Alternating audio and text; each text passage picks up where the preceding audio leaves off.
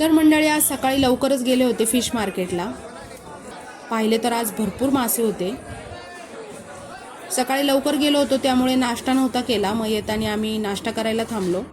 मी घेतला उडीद वडा सांबार, ह्यांनी घेतले कांदे पोहे. यांना कांदे पोहे फार आवडतात.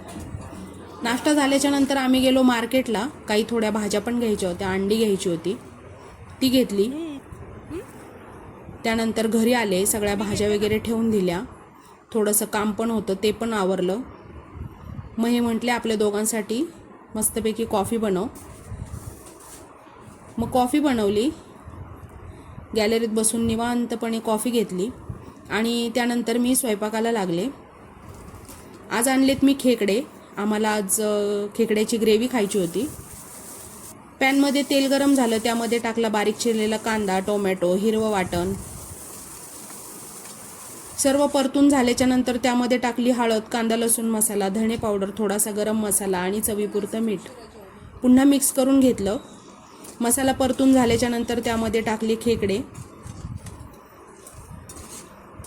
खूप छान झाली होती खेकड्याची ग्रेव्ही.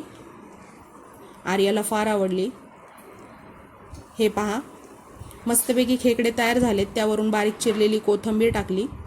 तर चला मंडळी, भेटू नेक्स्ट मिनी व्लॉगमध्ये. तोपर्यंत बाय बाय.